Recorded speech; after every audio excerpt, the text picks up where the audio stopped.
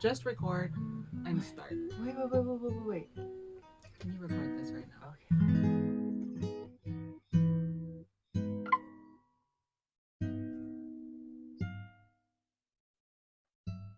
Um, Kolo, let's have so we are here talking to our cousin Michael Felipe, Kolo, and why don't you just introduce yourself and then we'll say Leah because she knows the genealogy, or you probably know the genealogy of how we're related. Yeah. How are we related? So, first generation Tongan American, Yep. youngest of, well, five boys, one little sister. Where were you born? 83. Where? Oh, where? Primary Children's Hospital. Salt Lake City? Yeah. Wow. Born and raised. Born and raised in Utah. Nice. Resident of Harriman for 8 years. South Jordan, 8 years. Taylorsville, childhood. Very cool. And the reason why we're interviewing Cole is because he is. We wanted to know someone's. We wanted to get an idea or a perspective of someone's first experience having attended Caucus Night here in Utah, and he, our cousin, was one of those attendees. There was another cousin of ours who attended, and she could not make it today. Shout out to you, Joyce. We love and miss you. But we got to hear her story a little bit, and we're excited to hear about Kolos. So, finishing up with the introduction, you're born and raised Salt Lake, and then living in Harriman, and living in Harriman, graduate from University of Utah. Number of children? Four boys. You have 4 boys, no girls? No girls. Is that like a continuation of the Felipe? For the most part. Marky's got 3 girls, but everybody else has mostly boys. Wow. I think there's probably like 7 girls out of the 27 grandkids. Really? Yeah. Wow. So, but how we're related. So, my grandpa was Vidiami Pasi. His dad was Sione Lava Filipe Pasi, and he had a sister named Luisa. Yep. And then Luisa is your great grandmother. Yeah. And Luisa's son, Motulalo, who married Leah, was our grandpa's our first cousins. And our dads are best friends, are very, very close friends. Yeah. Even though they're cousins, they are super close. They're super close. Yeah. So yeah, we're for real cousins. For real cousins. They're like brothers. Yeah. Okay. So like Leah said, we just wanted to talk to Kolo about Caucus. Yeah. And we actually found out that you were going to Caucus at Grandpa Daniela's funeral, right? We were at the cemetery and we were talking, and you mentioned that you were in the same ward with Doug Fiafia, and Doug. And that you would be going to Caucus for the first time, and you had been attending the Caucus trainings. Is that right? And so we were so excited about it, and also for Joyce, because that was the first time Joyce would be going as well. So we just wanted to give the experience of someone whose parents came here to America, being firstborn Tongan American, growing up here in America, and just what that was like. What was the journey leading up to even having the desire? What made you decide you wanted the desire to go to Caucus? Yeah, to go to Caucus Night. I mean, I think so. For me, right? You know, even looking at some of the things that Doug has been going after, right? Like the reason why Doug's running, and the voice of wanting to represent what we stand for, right? And so for me, I'm all for protecting families. And the family really is being attacked in so many different ways with outside influences, different things that are just, I mean, the world's just changing. And I think when you're able to support individuals, or even, you know, showcase that you have a voice to help with policies or whatever it may be, I think that really helps showcase. But this was the first time for me that, you know, I've ever been involved in anything like this. But I was really excited about that. I mean, my dad has always been a strong conservative Republican, Fox News, all this other stuff, right? And so I grew up with a lot of that growing up. But, you know, for me, as I've gotten older, you know, a lot of our values do align with what we really want to stand for and go after. So how did you hear about Caucus?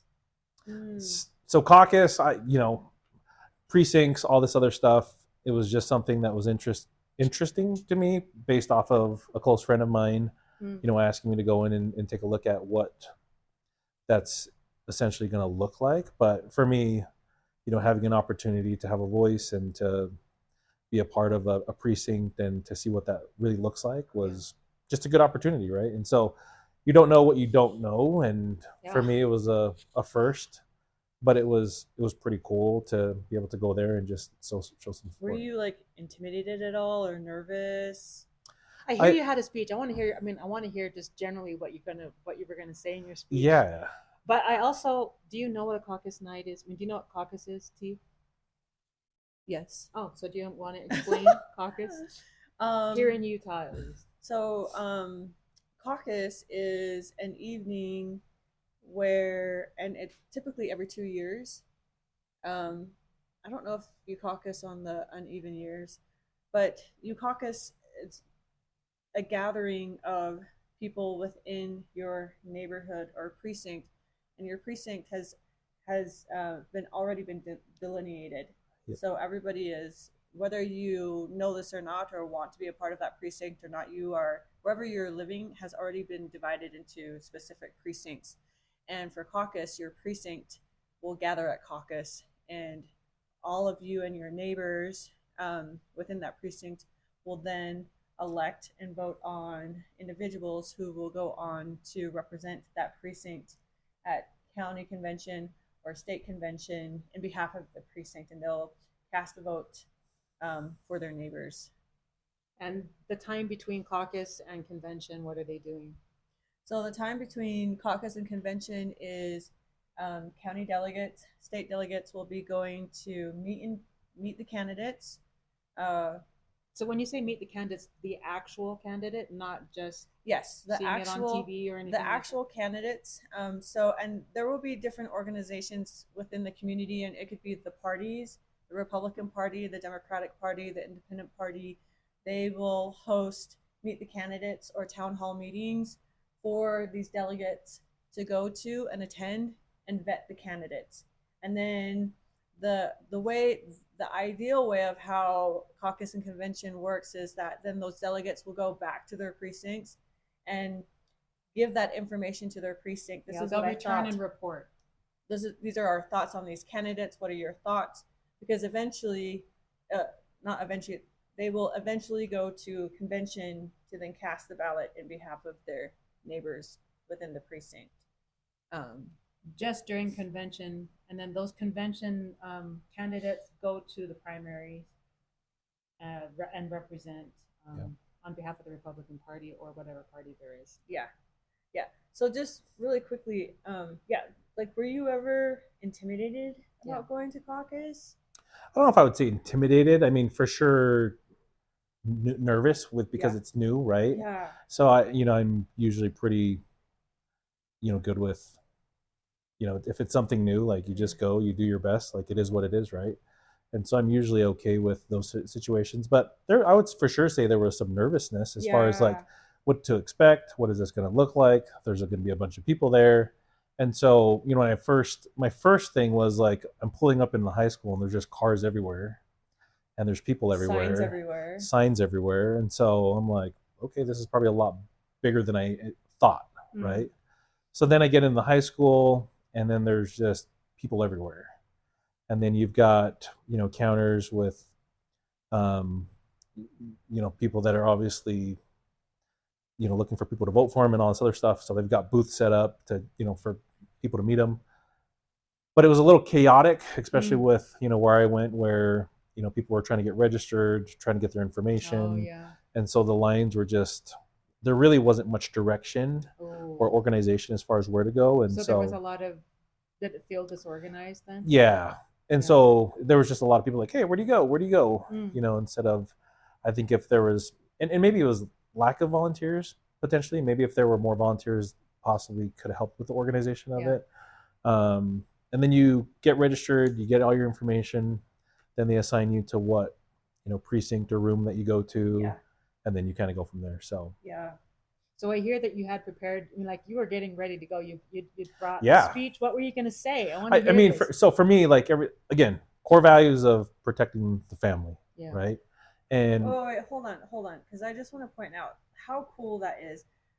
Like I remember my first caucus, and I did not have any intentions of running for anything, but I did have some apprehension. You know, I did have that like kind of like I don't know what's going to happen, and just the fact that this is your very first yeah, time, and that you went prepared with your Yeah. own speech to That's run huge. for a seat, like I think that's so admirable.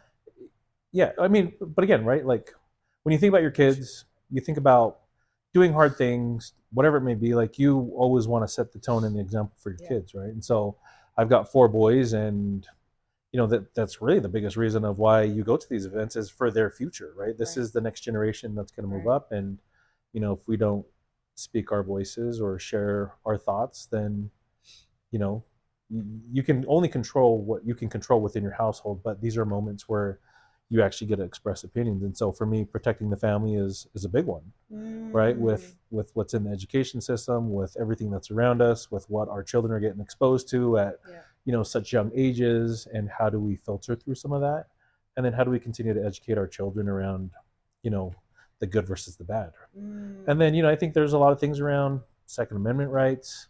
There's a lot of growth that's happening in Utah with Yeah. infrastructure. Like people Yeah. are moving in all over the place.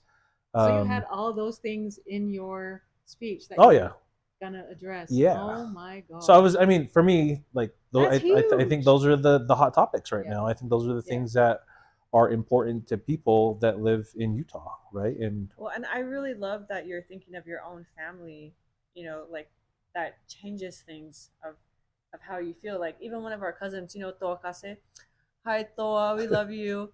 I remember she said that when she had her babies, when she had her 2 boys, that she used to be like a really fast driver, but she's like, after I had my babies, below the speed limit. Because she was like, they're my babies. yeah, I have to be careful now. yeah, I can't just be reckless. And I don't know that she was reckless, but now it's different because now I have these other humans, individuals that I love and want to care for. yeah. And I want them, like I want my boys to be good citizens. Mm. But there's a lot of cultural things that we've grown up with that are very important to me, right? Like respect for women, and respect for elders, and respect for those around you, and how do we serve, how do we look at the good in Mm. people, and some of Love those that. aspects, right? And Love so that. but those are all ties to the core foundations of what the family really is, right? And so that was one of the core reasons for me, is like, how do I help my children, Mm-hmm. with these things? But if I can get involved and understand, because we don't, being in the Polynesian community, like it's just, we're like, oh yeah, great, good, right? Growing up with this, but once you have an understanding of what's truly out there and what resources and what's available, it kind of gives us more empowerment to be like, oh wait, I shouldn't be nodding my head for this one, Yeah. right? Can I just ask you really quick before we go into your speech? Like, why do you think that is? Why do you think we're just like, oh Well, yeah? we're culturally, we're we're very humble Mm. people, right? And sometimes the respect can be taken the wrong way, right? And Mm. sometimes when we're in uncomfortable situations, like we try to just showcase a certain amount of respect by either agreeing or not Or disagreeing laughing. or laughing, you know what I mean? And Yeah. so now that we are being educated, and this is not just educated with a degree or with whatever Yeah. it is, but now that we're becoming more informative of what's around us and what's available, then it's helping us with our thought process. Because I would even say we're a very emotional people. Yeah. What? And so What? and it's a good thing, right? Being emotional is a good Can thing. be. It But can there be. but there has to be a balance Yes. of data, Yes. right? And so if you can balance the logical side with the emotional side and bring them together, then that's where the really good decisions can Yeah. happen. And that's our aim. Yeah. And I so love that, Kolo. I feel like that conversation needs to be talked more of, not just in the poly community, but also to the other communities, because Well, not I other, but just in just general. well, general. because I think Yeah. that is really where freedom and liberty abide Yeah. is in that space with love and order. Yeah. Like you can't Or with the heart sacrifice. and the Yeah. mind. Yeah, you can't sacrifice one without sacrificing the other. Yeah. You know, and And- what too much of one or the other is a tyrant. Even if you have too Yeah. much love, that's not a good thing. So there's It's about that balance. there's a book that's called Givers and Takers, and Who wrote it? I don't remember the author's name. Oh. I just you remember like the the impact book? of the book. Mm. But it's called Givers and Takers, and it talks about like who are the most successful people. So they went across, you know, tons of data. 30,000 people are interviewed in organizations, you know, in the medical field, in like sales and all these different things. And so they're gathering all this information of like who are the most unsuccessful people, and the most unsuccessful people were the givers, right? And so when we think about givers and takers, Ooh. the givers are the ones that give, like, what can I do for you? The Yeah. takers are, what can you do for me, right? So your first thought is like, well, if the givers are the least successful people, then the most successful people have to be the takers, which is not right, which is not accurate. Yeah. And True. so, but then there's this other category that are called matchers, and they do whatever they can to make sure that these takers are not successful, right? Like they're going to take them down. Interesting. And so, but the most successful people were also the givers. Mm. And so, Interesting. so when you think about balancing logic and emotion, or balancing love and order, you know, that's where these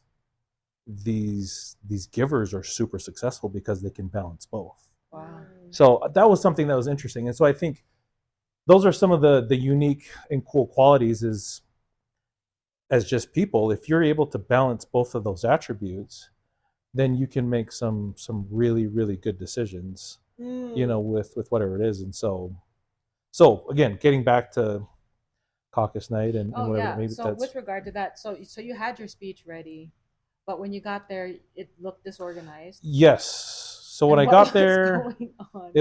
it was disorganized, and it was a little chaotic, but my precinct was tiny. There was nobody in there. There was 4 of us. 4. And Wow. 2 of them were just renting and were getting ready to move to Tooele. So in reality, there was really only 2 of us, and they were just there to vote In the presidential in the preference presidential poll. Wow. And so they left, so it just left the 2 of us, and we're just like, well, we'll just do whatever is Did necessary. you guys have a precinct chair running it for you, or is it just the 2 of you? It was just the 2 of us, and then somebody else came in and subbed for the precinct chair. Oh my goodness. So it was like 45 minutes late, and so we were thrown off because the 3 classrooms around us, their precincts had 50 plus people in them, and here we are. And so when I went back and I actually looked at like my precinct of like where, so it's literally just my neighborhood, and then there's a chapel, and then there's all these rental properties. Oh. So to me, it kind of made sense, possibly why, you know, when you've got people that are only going to be living there for a year Yeah. or so, you know, it makes sense why they wouldn't show up. But I was So kind more of transitional. yeah. Uh, But my neighborhood, I mean, there's still a lot a of. good 100 houses right there Yeah. that, you know, could have came out to caucus night. What did you think about that when you didn't see that many showing up? I was relieved. That Why? was one side of it. No, because I'm like, all right, cool. I don't have to like, you know, Give a go up against or speech. anybody or do any of these other things or whatever it may be. Yeah. But it was also disappointing at the same time of Yeah. Why was it disappointing? because like this is your chance to be here to vote, to, you know what I mean, Yeah. to express your opinion, but like didn't 4 happen. was pretty sad. Oh yeah. Realistically 2. Yeah. So do you think, just in your view, just by what you saw, do you think that people are interested in voting?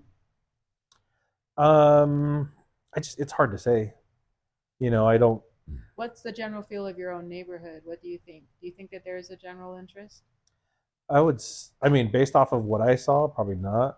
Do you think that maybe there's a lack of interest, or maybe just a lack of like, understanding yeah, and or lack of information. knowledge. I Yeah. think I really think that's what it is, because you know, when I think about this being my first caucus meeting going to, I think the more informed, and I just don't know if people understand the the power that they can have. Mm-hmm.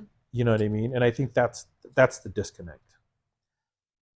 Is there just a lack of understanding and a lack of knowledge, and then in their minds? Do you think there was a lack of care? Sure.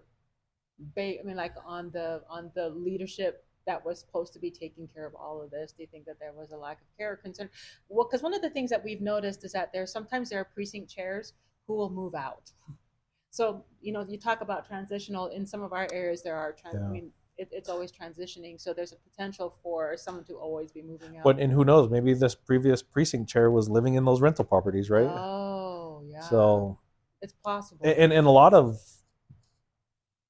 people, and I mean, you know what I mean, people that have been residents for Harriman for a long time have some pretty dang equity on their homes and are selling and moving to other areas, right? Just like this couple that was there with us.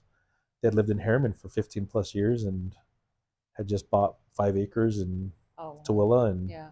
so They just don't like the busyness and they want to go Yeah. somewhere where, I get that. But I have a question though, because is it really that, well, because we've talked about this a lot about the apathy and people not participating, but I don't think that that's real. And meaning that, like, liberty, everybody wants liberty. Everyone, even if you don't, like, even if you're not intentional about it, even if you're not actively like trying to preserve it, everybody wants it. Because why? Because it allows for individual choice. And Yeah. individual choice to me is like the greatest thing that every human could ever Yeah. want. And I wonder, like, we even talked about this with Doug when we sat with him, of like, I think that the story of liberty is just not being told well. I think that's accurate. And the only reason why I say that's accurate and fair is if it was told the right way, then people would sacrifice time to get there, anything right? to be there. And I think that's the key piece, is like, is the story strong enough? Is my understanding of this strong enough for me to sacrifice an hour to 2 hours of my time to go and do this? Because it's again, it's this give take relationship of, if I'm going to put into this, Well, what's in it for me? what's in it for me, Yeah. right? And I don't think there's a full understanding of what truly is there, right? Yeah. And we talk about it all the time, right? Like, people have to understand the whys behind things in order for them to move into action. So can I just ask that about, like, because I think you hit it right on the head there, Kolo, like the whys. I don't know if the whys are being presented to people. And I think the how, the what, the when, the fear of without this, the absence of this, but the why, like family. I just spit across the floor. The family. Okay. But the family, yes. Yeah. Family, and just that there's just something, like what we were talking about, like what I mentioned at Grandpa's funeral. There has to be something powerful enough to keep gathering us as family after our grandpas pass away, after our parents pass away, because then it's our generation, and what are we going to offer the younger generations to continue to gather, except for family? Yeah. I mean, that's really right. That was my only motivation for going there, was for this next generation of kids moving up, right? Like, and I think that's the why, that's the motivation, that's the piece of getting us to move into action. Mm-hmm. Is there has to be a strong enough why and a strong enough reason to do it. Mm-hmm. And then as you get into that, I think that's the other portion of it, is like, once I connect with this and once I have an understanding of it, once I try, I mean, it's just like faith, right? You try it for the first time and you have to test it out. Yeah. Then you see the repercussions of, like, okay, now I understand even bigger picture of why. We've got to try it out. I'm gonna bring Joyce into this conversation. We did have a conversation with her about this, and she said that there wasn't a big turnout, and she was shocked at how low the turnout was. And she says, I know all these people that are in our district that could have come, but they didn't show up. And then when they were voting, she was like, you really would vote for that person? She was surprised. It was during the presidential preference poll. It's like, are you serious?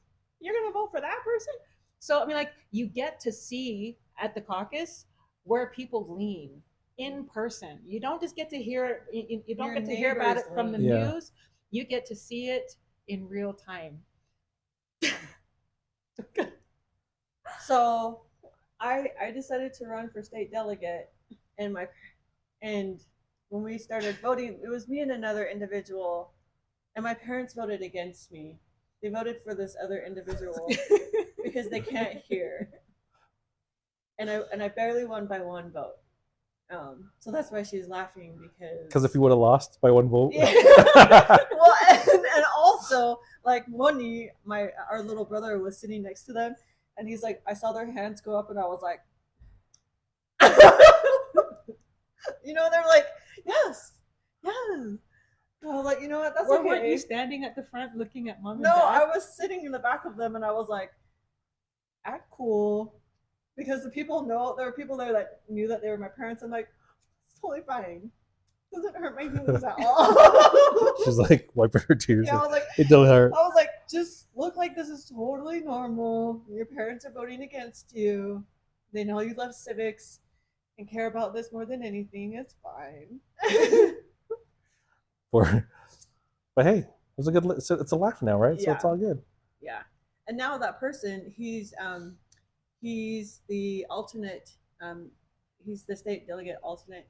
But there's an opportunity for him to become a state delegate at our county convention. So we're gonna Nice. show him there. But so let's hear about this speech. That's really Yeah, what. he was. I giving mean, us- this speech was really. That's really what it entitled was Did really. you have it on paper or anything like that? No. These were my three Like big your buckets. talking points. These are my three big buckets, right? Like yeah. family. Why I was there was for my family. Second piece was around Second Amendment rights, and the third one was really around just. No, I forgot. As I'm No, over here all thinking, good, no, it all was good. around infrastructure. Oh, that's right. Just with that's everybody right. moving to Utah and everything else happening, and like because I mean And they things are voted just for you. there's No one voted against you.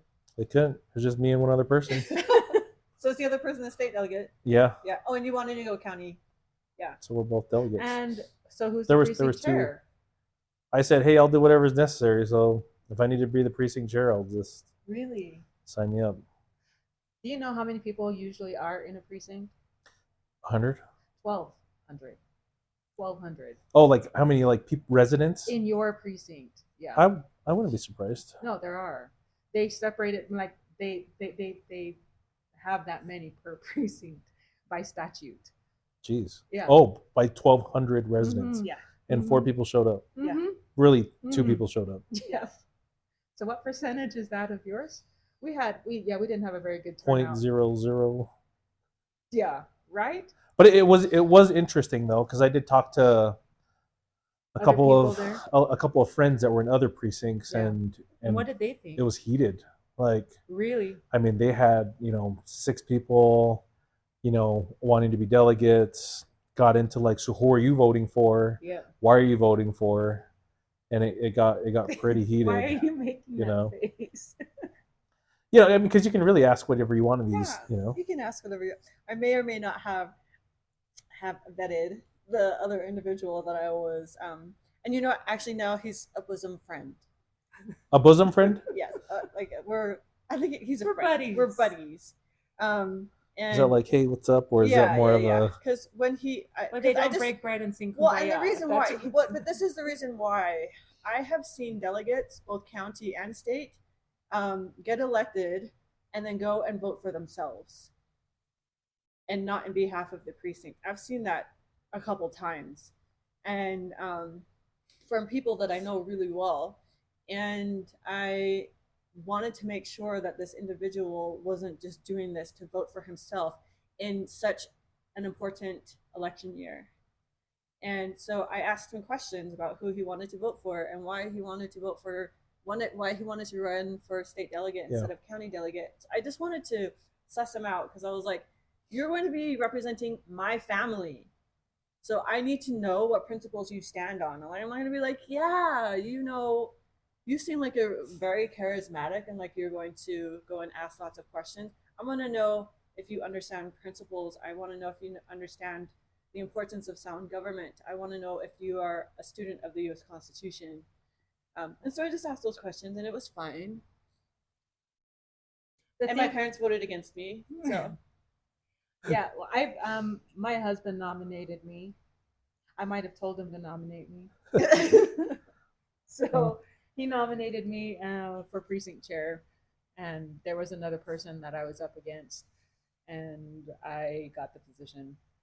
So I currently serve as a precinct chair. So I'm both a state Is it and a worth it? county delegate. Huh? Is it, how much work is it? And It's a lot of work. That night was busy. Well, I'm not just a precinct chair. I am currently serving for our legislative district as the vice chair. And so that night, our House chair, our legislative district chair, was in DC. He was at work, and so I was in charge of gathering all the precincts, um, ballots, their registration forms, everything, and having to turn it back into the headquarters out in Orem. And we got there, and I thought, oh, cool, I'm just going to go drop it off, and and that's fine. No, we had to go drop it there. We had to go there and separate all the things to put them in their proper. But you bring up for me, you bring up an interesting point of just having the right people in the right places, right? When I think about organizations, when I think about work, when I think about team environments, all these different things, like, we really need good people in positions that are giving good effort, right? Yeah. Like, good effort. We get busy with our lives, and there's a lot of different things that happen, but when I think about teams that are most successful, when I think about work, when you've got successful teams at work, like, you have to have the right people. And if you have the right people with the right intentions, with the right expectations, with the right amount of work ethic, like, that's what helps move the needle with a lot of these different things, right? And so I know for you, like, you've been working super hard, but you've just been providing such good effort in doing your best, and this is what helps these communities, I have done right? a better job? I know I could have done a better job. I didn't do. I mean, like, we had about 40 something people show up out of the 1,200. Whose fault is it that more people didn't show up? I will take responsibility for that because I didn't go and let more people know. But is that the job of the precinct chair? Well, just to do Is everything to that drive you can awareness, to to get, get everybody, to go door to to door. bring involvement, and that's not something that happens often, because more often than not, it's more the title that's the I'm the precinct chair. You know what I mean? That's not. It's work. It's not just a title. But that's with most. I mean, if you're givers and takers, right? Right. But with a lot of these titles and a lot of these roles, it requires us part of this servant leadership of. Yeah. And I really want to do a better job. I want to have a better turnout to the next one than I had this time. Well, no, just really quickly, servant leadership. Man, where is that? Like, where did that go? Thank you. That is also, for me, something that we don't talk about near enough. And I think for years, especially being in a Republican state, I think that they've become very comfortable, and just kind of like, this is how things are here and how they've been done. And they have just banked on, this is how things are done and it's always going to be done like that. But what's not being passed down is the why. What's being passed down is, our ancestors came here and, awesome. But where's the mana? Where's the spirit of it? We're hearing these stories, but these stories are almost sounding like a recording, on loop, versus like, where's that connection? Where's the neighbor connection? Where is the Kolo going out for the first time prepared with a speech, even if there are only two people there? There's a reason why you did that, and I just, my hope, even with these discussions and even outside of a podcast, is just to like find that where did that go? It's here. Is it dormant? Is it hibernating? Are people just like saving it for a special time to be like, oh, here we are now, and we're ready to go? And I don't know how to call that out of people without also calling them out. Like, where were you? Yeah. That's what I feel like saying to people. Where were you? Why didn't you show up? Yeah. I need you. We need you. Because it's about family. It's about cousins. It's But about it's, I mean, like for neighbors. me, and I don't want to say that it's more than family, but when we don't all get involved, we're all poorer for it. We're not any better off because we only have the same people doing the same things over and Yeah. over again. There's no difference. There's no heated discussion. There's no dimension to the understanding. It's just going to stay at the Yeah. surfacey level, which is so boring. It's Yeah. Go ahead. No, I was just thinking of STP, same 10 people. Yeah, the same Right, 10 and people. it happens in organizations across, right, not only just at church but in certain organizations where people have this drive of just excelling and wanting to do good, and so So how do how do we you help? improve on that? How do you get how do you to me it's similar to ministering. It's 100%. It is It requires a yeah. ministering. There's a piece of connection, and then there's a piece of driving the whys, right, like Yeah. that's the only, like, we can, it's again, like I keep going back between this emotional and logical. A lot of these things don't make sense logically. That's why I don't do it. But once it makes sense to me emotionally, that's when I do it. Do you know what I mean? And I think that's the piece. It's When it really, makes sense it's the why, emotionally. right? It's the why emotionally that makes me drive to do these things. Yeah. That's why we get so passionate about Yeah. these things, is because it's emotional. Well, and that makes sense to me because to me the why is born in the heart. Yeah. The logic will help you to achieve it, but that's where Yeah. it's birth. Yeah. But it's interesting because you need both. You can't live without the brain. You can't live without the heart, right? And when they're working in unison, that's when you're moving. Yeah. Do you know what I mean? How do you bring that? Do you think you going to caucus was like them coming to unison? Because I feel, Kolo, like you've been in unison for some time now. Like, what? How do you bring those two together? To be like, oh, this is actually what I really want, and actually what everybody really wants if they sit down and think about it enough. And this is how we're going to do it. Like, Well, for me, it's just because I've been more of a gut instinct, faith type of person.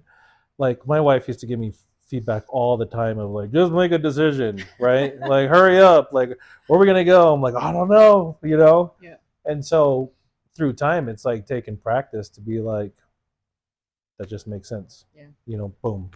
And then there are times where people are just so logically minded with so many different things that they're just moving just off of strictly data. But you literally have to go with both in order you're gonna to burn out. yeah, because you have to do what's right for people, because like you can look at anything and be like, like an example would be the company that I work for, right? They're offering free education to a Power 5 school, Arizona State University, and the investors are looking at him and I'm like, why would you do that? That makes no sense financially. Right? But it's just like, but it's the right thing to do. Emotionally, it's the right thing to do. And so by making these right decisions, people are more invested. It's committed versus compliance, right? Like they're committed. Yeah. They're committed to what Yeah. we're doing because it's right, Yeah. instead I of love that. like doing out of compliance and fear of like, well, And that really is Question. that's the battleground is inviting people to commit versus just comply because of tradition, because you're Republican, because of like whatever. Yeah, I mean, and even us, we grew up in these cultures where it was very compliance, right? Like my way or the highway. You respect your elders. It's your parents. That's it. But with as we continue to get older, it's like it has to be both. Like the way that I raise my children, I ask them a lot of questions. I want them to be involved. I want them to understand the whys behind why we go to church, or why we believe in a God, or why we do these different things. Because you can't just, you're going to church, or I'm pulling out the belt, right? But when you can get your kids committed in the long run, that why will always be there. Yeah. Regardless. Now it works both ways, right? I'm not going to say, but I would say the longer term solution is both. I think that's a really hard thing to do because you're playing the long game when you do that. It's not one of those. I mean, like to teach the why, to begin with the why, right? Yeah. To go there would require no force. no Yeah. no bullying, no manipulating, no Yeah. anything of that. It is purely inspirational. You're trying to show them by example and Yeah. inspiring them. And And and that is a long game yeah. to play. But there for sure has to be a balance of both. Yeah. Yeah. You know, it's not like we're just going to explain the whys all day, right? Like Yeah. there has to be a level setting of expectations Yeah. for your kids. It's not like, hey, why do we do that? Why do we do that? Yeah. But there are moments where it's just like, no, we don't do that. Yeah. Well, and that makes sense to me because liberty is the long game, and Oh, I like that. and because each generation has to be invited into it. It's not just like, oh, genetics, DNA, yes, liberty, let's fight for her. Yeah. Every generation is offered liberty and whether or not they want to perpetuate Yeah. and preserve I her. don't know that liberty is offered. I think the opportunity to take liberty Yes. is offered. It's up to us to choose whether or not we want that, right? When I will say with each generation, it becomes more distracted. It becomes more, it's not as clear. The why becomes lost. I think it's Yeah. really easy for that to get lost. Yeah, and I think it's easy to just get washed up in everything else. Agreed. And the why is gone. Yeah. So I have another question for Wait, you. hold on. That just makes me sad hearing that the why is gone. You know, like Yeah. I've seen. I don't know that I really know what that looks like, but I even, do. But even hearing that makes me really sad. I would say the why is diminishing. I wouldn't say the why is gone. I would say, but there are, that's where we have people who have, you know, it's like this flame. There's people with the flame that are continuing to light other people's flames, right? This light.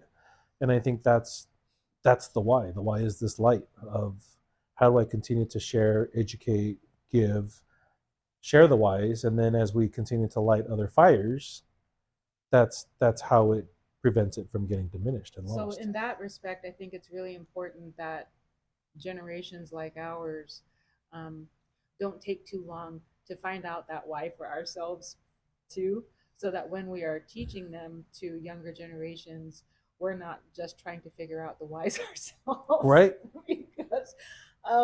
because it's a hard thing to be teaching when you feel like a child yourself too. I mean, like I feel like that sometimes. It's a really hard thing to teach. Yeah, but I think it's okay to be vulnerable, and I think it's okay to let our kids And to know. make mistakes at doing Yeah, that. it's okay. Because I mean, like I remember just trying to this is not even related to what we're discussing right now, but I remember like trying to tell my kids the why, teach them the why, and I did such a great job. But they weren't paying attention to anything I was saying at all. You know, it's kind of glazed over on Yeah. their eyes, and I'm like, but that was I just set that up for you so well. How Yeah. could you not I know. understand that? And I realized that even though I may understand the why, maybe it takes them time to understand it, and I've got to figure out a different way to bring that around, bring again that and around, again. Yeah. and bring it around. And I think that's the blessings of parenthood, right? Like we have these perfect plans in our minds of how we want it to go, and it Yeah. never goes that way. No, ever. I remember having good days and bad weeks. I would call it like that. Good days and But bad weeks. yeah. But I did have a question for you. Would you go to a caucus meeting again? Yeah, for sure. Honestly? Yeah. That's I good think, to yeah, know. you know, I think with time comes confidence. With confidence comes, you know, like more opportunities to go through and see what else is there. But It's like going to the gym. You know, like the first day is going to be really hard. You're going to feel like you're going to throw up. And, God, Right. yeah, sorry, I keep forgetting about that. And you just feel like, you know, you feel sore in places that you're like, I don't even remember working that out. But then the next day it's not as difficult. that's the way it's supposed to be. Yeah. My wife, I'm very consistent at day ones. I'm not consistent at continuing on. I'm a great starter. But you know, to this point with the gym, someone was talking about, you know, if you go to the gym for one day and you look at the mirror, you're not going to see that much change. You know, there has to be a consistent effort over time. Now, if you go to the gym for 3 months and then you look at the mirror again, there's probably going to be a little bit of change, right? And so there has to be some motivation and consistency for change to happen. You can't just have these one-offs of like, well, I went to the gym one day, Yeah. you know. But I think that we should allow ourselves to I went to the gym one day. Yeah. I have a lot of day ones. No, my because wife. those The day one ones time I went matter. to the gym. The one time. No, well, I mean, like it can't be a memory from like 15 years ago, but I think that if we have a memory at least once a week, it's There you not go. a bad I have a thing. day one every week. Exactly. Yeah. I don't mind having a day one every week. Which It's better than a day none. But That's true. I also feel that that is the story of liberty. That it's not like, eat your greens and your proteins and that, and sleep at this time and gym from this time, It's like not a sergeant. regimented. Yeah, Yeah. It's messy. These times, I'm really grateful for these times and for the times that I'm at the gym. Because it allows for joy and for appreciation, and for me to have a cookie, and some cocoa. Like, if I didn't have those moments, I don't know that I would like any of the You'd be a the tiger. journey. Yeah. You'd be a tiger all the time. Yeah. Slicing Really everyone's though. eyeballs. Really. But you really would go though. I'd go. That's encouraging. Well, then I'm gonna just say that maybe you are the precinct chair. We'll see. No, it wouldn't be surprising to me if you are. Maybe they'll call you and say, "Hey, will you be the precinct chair?" That's really sad that you didn't have that many. Yeah. What would you do differently if you were the precinct chair? Just driving awareness. I mean, it just comes back to this whole thing around the whys, right? Yeah. Getting people involved and getting people excited, motivated. Did the other people in the other gym, I mean, like in the other rooms, like the experience, or was it just maddening? No, they thought it was interesting. Because I'm like, hey, like I'm in this precinct and this was my experience, and then a couple other folks were just like, yeah, it was pretty heated with a couple of discussions, and one person had shared, you know, why they voted for a particular person, and it worked out for her. The other person was like, oh, I don't think I want to share that with you. And they're like, well, if you want to be our delegate, you need to tell us why you want to vote for this person. So it got really intense and heated. But I think there's more to the question than who are you going to vote for, though, too. I think it gives you an idea of like where you stand, where. Does it always, though? Because Well, I think and just the further work that needs to be done. Yeah. Fair enough. I have I have one. Would probably be my last question for you. But what would you say to somebody who is like for next caucus, and whether it's caucus or maybe like meet the candidates, or just even reaching out to their representative, or like Doug really well and just going to caucus trainings, like what would you say to somebody who maybe who wouldn't participate, or who doesn't have that why in front of them? How would you invite them? I mean, for me, it's just asking questions of like, that's how you build awareness, is by asking questions. Like, have you heard of a caucus night?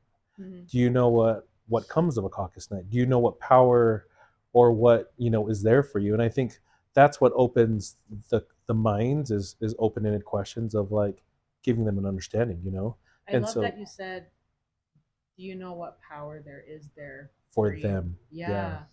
Because there is. And you saw that there? And again, yeah, because I think with just the two of you there. Yeah. I mean, I was looking at these other rooms and I'm like people are fighting for power in these rooms, right? Yeah. And I think that's the other piece of, you have a voice, that's power. You know what I mean? You sharing your opinion, you being there, you knowing that you belong there. Yeah. Like, those are all pieces of understanding that you have power. And I think in a lot of situations, that's where people come into these situations and they feel powerless. There's like, oh, that's why they don't go to them. So interesting. Do you know what I mean? Yeah. Because really, when you think about, it's just this give and take stuff, right? Like, there's people that have power, that's why they go to those things, when in reality they don't realize that they have and hold that power to go there. Yeah. They don't realize that they have access to giving their opinions. That's power. And so that's huge. But that's what they say, right? Knowledge is power. But for you to say that is a place where there is power, I never looked at it that way, but it's true. It's so true. Well, and knowledge is power because it's acted upon. It's not stationary. It's not just staying here, but it's okay now. I'm going to prepare my speech and I'm going to show up, even Yeah. if there are 200 people or 2 people. Yeah. And I was ready. I was, you You're know, ready to go to battle. came in, Yeah. had my suit and Yeah. tie. I was ready to go to Yeah. battle. And then I was like, I'm like looking around the room and I'm like, who am I going to battle? And I'm like, nobody. All right. You know what I mean? This is mine. I'm like, I got my sword in hand, everything ready to roll. And You're like, oh, I'm over here. And then all of a sudden just like, wah, wah. Yeah, but that preparation, though, that's the battle, Yeah. you know? Yeah. And I was ready, ask me a Yeah. question. I'll do my best to answer it. I'll do whatever is necessary. We're right? really proud of you for having gone. We're so proud of you for having gone. And we're also proud of you, Joyce, for having gone as well. And kudos to you for getting involved. I mean, I saw her stories about who she had picked in her poll, and and even her commentaries like, so where are y'all at? How come only this many people? Yeah, I remember seeing that. Yeah, something along those lines. All I know is I better see an amazing skit with her at the front of his skit for this whatever activity she's at. So, Well, and I just talking to you both about it meant so much to me because I was like, look at my cousins who've never gone before. Like that just meant everything to me, and to me, just like I hope that this is an invitation and an invitation from the heart and the mind for our neighbors and our precincts to come like, let's go, bro. Let's go get some ice cream after and cool down a little bit if it does get heated, but let's go because it's about us, you know. Well, I think that's the cool piece too is, this is a way of giving back as well, right? Getting involved in your communities outside of just, whether it's within just the Polynesian community, whatever it is, like get involved in just the community in general, right? Yeah. Like gathering people and you get to know your neighbors in a different way. Yeah. In a really different way. Well, polys know how to gather. I mean, just have some kai there. Can you imagine more polys coming? Would it? I think having Doug run is going to help because I do think that representation matters and representation plays a key in it. But representation only matters when someone chooses to run. I mean, like just because, like she was at the legislative session and someone says, well, how come I don't see more people like me? It's like, well, do you see more people like us running? No, for Doug to do something like that is huge. Yeah, I think it's massive. Yeah. And he's been prepared for it. I think that's the best part of it. You really look at, being student body president in high school, Utah State, Rice, getting his master's, but the thing that I love most about Doug is he's a doer, and he just gets things done that are right, and I've seen it and firsthand. Just so you know, Doug, I'll be watching you if you get through to the legislative session. We will have our arguments. We're putting my notes in for my homie. But. Yeah. But anyways, I think it's a new avenue for me, Yeah. But it's a new avenue for anyone who starts. But I'm enjoying it. Really? Good for you. Yeah, because it's just a new space of knowledge, of understanding. And once you see it, you can't unsee it. Yeah. You're like, now I can't just be like, oh, that was nice, liberty. Like this. Liberty, justice for all. Over it. Gonna go back and do it. Yeah, it's really because it becomes the thing. Yeah. Well, thank you. Go ahead. No, thank you. Final thoughts. Any words of advice that you'd give to anyone who's wanting to do caucus, or to any of our, to any Polynesians, or just anyone in general here in Utah, if you have anything to say about caucus. Have at it, Kolo. Knowledge is power. That's all I'm going to say. Knowledge is power. Like, you have knowledge and you have power, especially in these caucuses. Like, you just have a voice. I think that's the important piece. And I think for me, growing up in Utah as a first-generation Tongan American, right? Like, I'd go to school and people would be like, I see this brown Tongan boy. Then I'd get these cousins that would come to the islands and be like, I see this white Tongan boy, And so there was a little bit of identity challenge of trying to figure out who I was, right? And I think that was a lot of us in that generation when gangs and all these different things. But now that we're starting to figure things out and we've adapted well, we have knowledge. Yeah. And we're a faithful people too, right? And so we have knowledge and faith, like this emotional intelligence combined with logical intelligence is powerful. Yeah. And when we bring them to these meetings and to these other things, like it can be powerful. Agree. So, This is a different spirit about it. yeah. At least that's my hope. Yeah, because the intentions are good. The intentions are good. The love in the heart is good. Like, you know what I mean? Yeah. But I can get like things are gonna get emotional. There's gonna be debates. There's gonna be things that don't make sense. But those are good challenges. That's all part of what makes. That's how we grow. Yeah. Yeah. I love that we don't always see things eye to eye with everybody. Yeah. Because it gives us an opportunity to add dimension to our understanding. Yeah. It really does add dimension to that. So I'm really thankful for that. Thank you so much for your time, Kolo. Yeah. For your patience with us. Today was awesome. Really appreciate it. Ofalahiatu, Yeah. Kolo, Yeah, man. Thanks ofalatu. for being patient with us. We went the wrong way to Chick-fil-A and we got to see some cousins. It was meant to be.